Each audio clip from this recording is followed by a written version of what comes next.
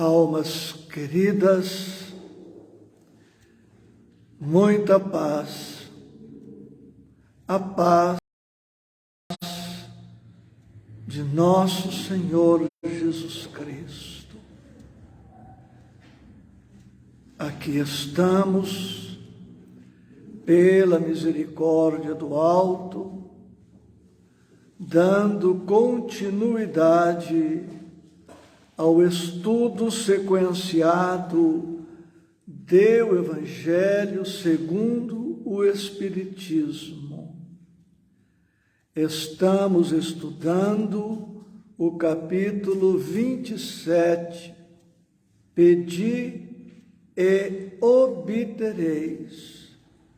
Já refletimos sobre o primeiro tópico, qualidades da prece, e nesta oportunidade vamos nos deter no segundo, eficácia da prece, trazendo o conceito.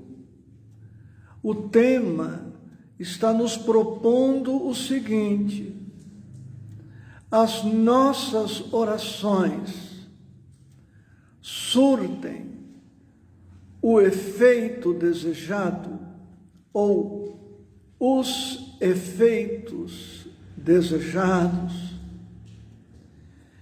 E o tema de agora está distribuído por 4 números. Os números 5, 6, 7 e 8. Quem tiver o Evangelho à mão poderá abri-lo para acompanhar.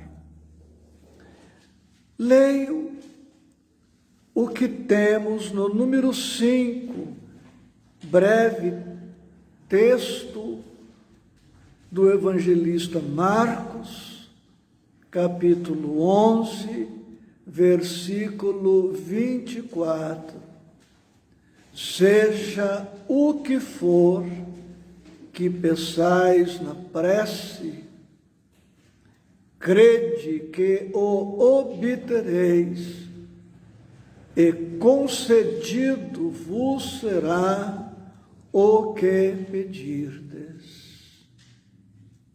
Seja o que for que peçais na prece, crede que o obtereis, e concedido vos será o que pedirdes. Há pessoas, iniciando os comentários pelo item 6, na sequência, há pessoas que contestam a eficácia da prece, ou seja, duvidam que através da oração possamos alcançar o que pretendemos. E parte destas pessoas que duvidam da eficácia ou da eficiência da oração justificam o seu ponto de vista sob a alegação de que Deus já tem estabelecido todas as suas leis e que ele não pode submeter-se às nossas solicitações, alterando o ordenamento vigente em todo o universo. Concordamos que Deus, absoluto em poder, absoluto em sabedoria, na sua previdência, há estabelecido desde toda a eternidade, para toda a eternidade, as suas leis. Mas, como coloca Allan Kardec no número 6, o fato de admitirmos um Deus todo sábio, todo previdente, não significa que todas as coisas estejam rigorosamente, inflexivelmente traçadas, que estejamos todos submetidos a uma fatalidade tal que de nada adiantará dirigirmos-nos a Deus solicitando isto ou aquilo. Quando nós nos preparamos para a reencarnação, sem dúvida, alguns pontos, alguns aspectos, alguns acontecimentos estão previstos. Ninguém reencarna sem uma programação mínima, mas esta programação abrange muito especialmente os pontos capitais, mas por razões que apresentaremos em instantes, não é possível prever absolutamente tudo. Certos acontecimentos dependerão e muito do nosso livre-arbítrio. A todo momento nós estamos tendo a oportunidade de proceder a escolhas.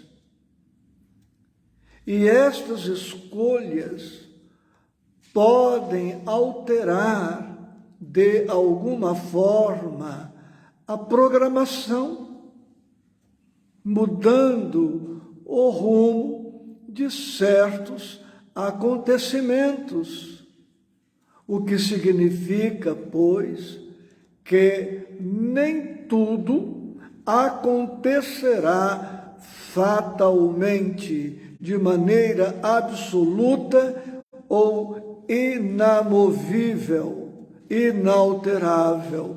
Não. Diante destas colocações, conclui-se, pois, que todas as criaturas podem, a qualquer momento, dirigir-se a Deus, ao Cristo ou à espiritualidade superior. Quando nos dirigimos a Deus ou a Jesus, a espiritualidade que a tudo acompanha registra as nossas solicitações e, obedecendo sempre à vontade de Deus, obedecendo sempre às leis divinas, os amigos espirituais desdobram-se quanto possível, objetivando atender-nos. Não atender-nos em tudo, sempre, como veremos em instantes, no estudo do item número 7.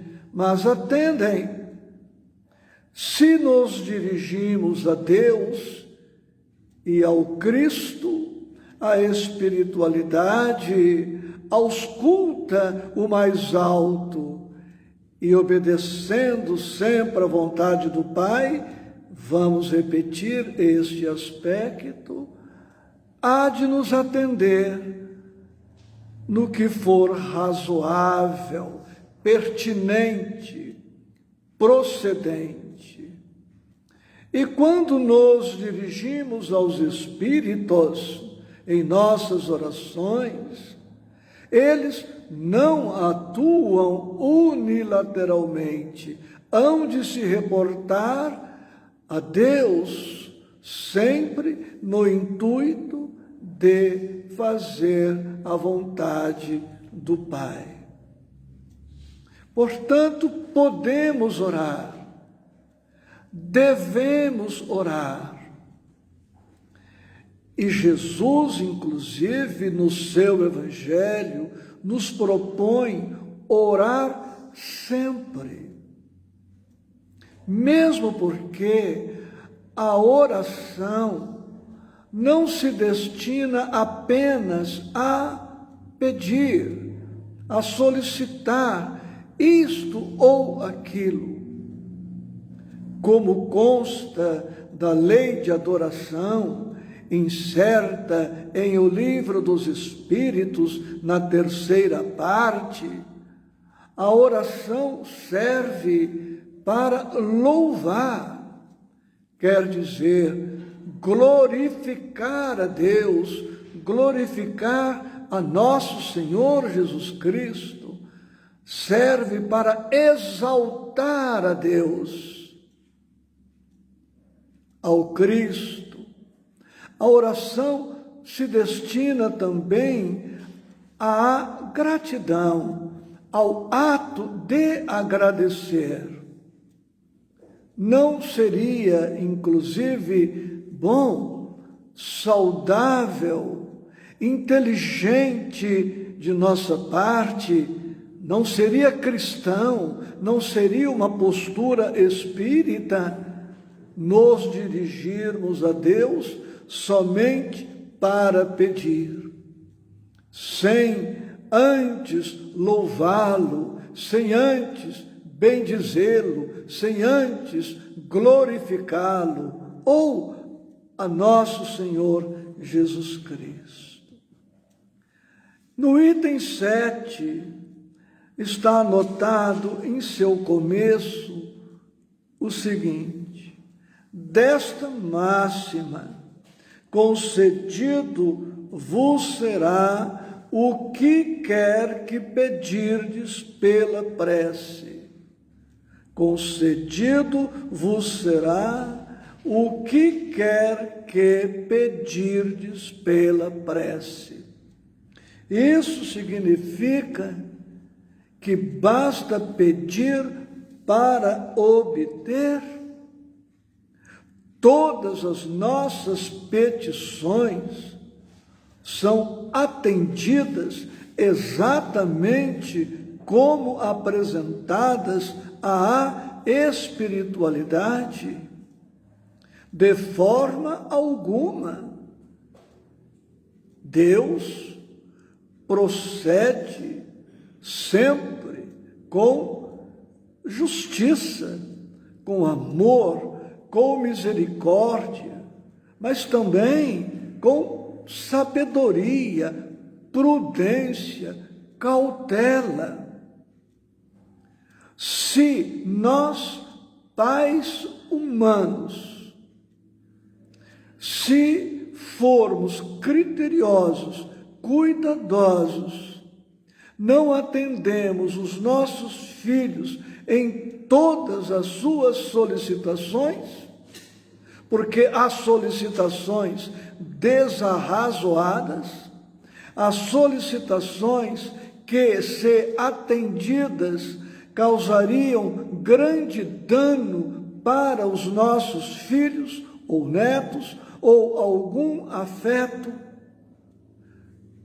se nós somos cautelosos em relação ao que nos pedem, se consultamos o bom senso, o juízo, a razão, para atender ou não, e para atender adequando o pedido de maneira a não causar prejuízo, como admitir que Deus, a perfeição absoluta, a previdência absoluta, seria imprudente, atendendo-nos em tudo? Vou trazer um relato para ilustrar o perigo de certas solicitações. O pai tinha um filho com 5 para 6 anos de idade. Era um pai dedicado ao bem, muito devotado, criterioso, bondoso. E este filho, com 5, 6 aninhos, estava na iminência de desencarnar, já acometido por enfermidade grave e irreversível. Este pai, pressentindo a desencarnação próxima do filho, desesperou-se e orou à espiritualidade, pedindo encarecidamente que o filho tivesse uma sobrevida, uma moratória, e não desencarnasse naquele momento. E o pai tanto orou que a espiritualidade superior se viu constrangida a examinar aquele pedido. A princípio, a espiritualidade não pretendia estender a permanência daquele espírito na terra, pelos perigos que envolviam a sua permanência por período mais longo. Mas aquele pai tanto insistiu que a espiritualidade, levando em conta também a folha de serviços daquele pai, folha de serviços ao bem, acabou por atender aquela solicitação. Quando este filho atingiu uma idade próxima dos 18 para os 19 anos, este espírito repete uma experiência de uma outra encarnação e pratica pela segunda vez suicídio. O rapaz, suicidou-se. Perguntamos nós, à luz da razão do bom senso, não teria sido melhor aquela criança ter desencarnado no tempo previsto, retornado à pátria espiritual, estudado mais, trabalhado mais, se estruturado mais, se preparado mais para retornar a uma outra encarnação em melhores condições, com maiores probabilidades de êxito e com menos riscos de repetir esta ação infeliz? Não teria sido melhor para aquele pai que o filhinho desencarnasse e depois retornasse em outras circunstâncias, do que agora saber o filho suicida outra vez? É por esta razão que Jesus, em seu ministério, nos ensina que podemos nos dirigir a Deus, mas sempre submetendo-nos humildemente à sua vontade. É o pensamento que encontramos na oração dominical, conhecida por Pai Nosso: seja feita a tua vontade, ou a vossa vontade, assim na terra como no céu.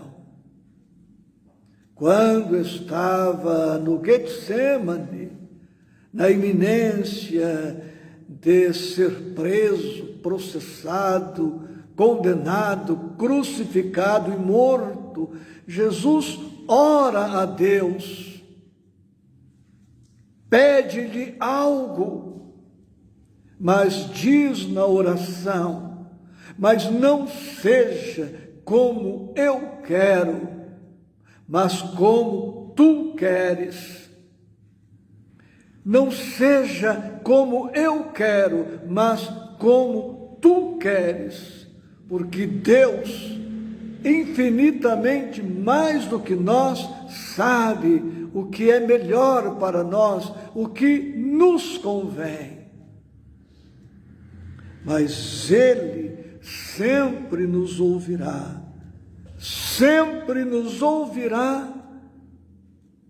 se nos dirigirmos a Ele. Está no item 7, para pedirmos coragem, paciência, resignação. Quando pedimos a Deus inspiração, forças, roteiro, luz, e mais estas virtudes aqui mencionadas, coragem, paciência, resignação, estejamos absolutamente seguros de que Deus nos atenderá. Mas, como consta ainda do nosso Evangelho, no capítulo 25, ajuda-te que o céu te ajudará. O que significa, então, que Deus não assiste os que tudo esperam de um socorro estranho, sem fazer uso das faculdades que possuem. As mais das vezes, conclui Kardec, o item 7, o que o homem quer é ser socorrido por milagre, sem despender o mínimo esforço, tentando revogar assim a lei do trabalho, a responsabilidade, o dever que cabe a cada um. E no item 8, Allan Kardec nos apresenta um exemplo de como Deus atua em nossas vidas. Ele não se materializa, não nos pega pela mão, dizendo, faça isso, faça aquilo, mas Ele nos inspira. E muitas vezes está aqui no item 8, dizemos, que sorte a minha, que sorte a minha, o acaso me atendeu, que coincidência. Ou ainda outros dizem, por um triz, eu consegui escapar por um triz, eu quase me matei, eu quase fracassei. O que chamamos de sorte, coincidência, acaso, o que chamamos de quase o que chamamos de pôr um triz. Em verdade, é Deus atuando discretamente, mas poderosamente, eficazmente. Eficácia da prece. E o apóstolo Tiago, em sua carta, escreveu: a oração do justo pode muito em seus efeitos. A oração do justo pode muito em seus efeitos. Não se trata de privilégio, não se trata de favor, mas de merecimento, porque o justo é aquele que ama, é aquele que serve, é aquele que se doa, é aquele que pede com bom senso. E a espiritualidade não nega assistência aos que trabalham, aos que servem e sabem pedir com equilíbrio, com discernimento, com bom senso, como dissemos. Profunda gratidão. Que Deus a todos sempre nos abençoe. Assim seja.